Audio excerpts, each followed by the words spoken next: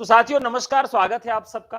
देखिए, मैं आज चर्चा कर रहा हूं कि पीपीटी मॉडल पर जो उत्तर प्रदेश गवर्नमेंट ने कुछ महाविद्यालयों को दे दिया था कि भाई आप दूसरे लोग चलाइए इस महाविद्यालय को, लेकिन उन्होंने निर्णय किया है कि अब वो 71 महाविद्यालय स्वयं चलाएंगे और उसमें जो सीटें थी उन सीटों को उन्होंने कहा है कि अब हमारे द्वारा ही भरा जाएगा, हम ही उन सीटों पर अधियाचन भी लेंगे।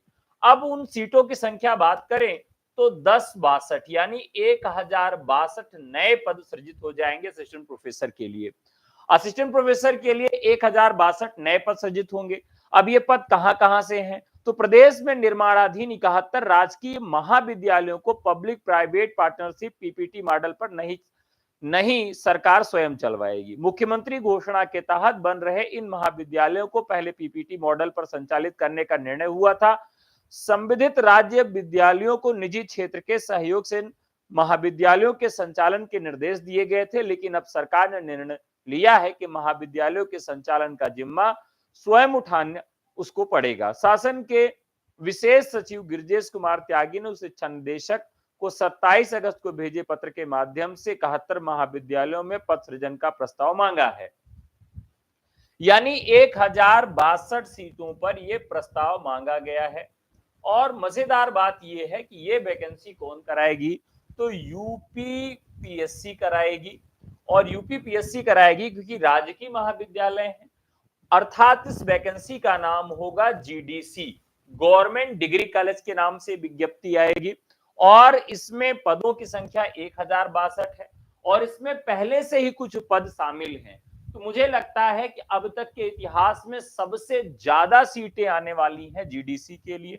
तो जीडीसी का जीएस और जीडीसी का जो विषय है, दोनों की कक्षाएं टीचर्स एकेडमी पर उपलब्ध हैं। अगर आप चाहें तो ले सकते हैं व्हाट्सएप करके।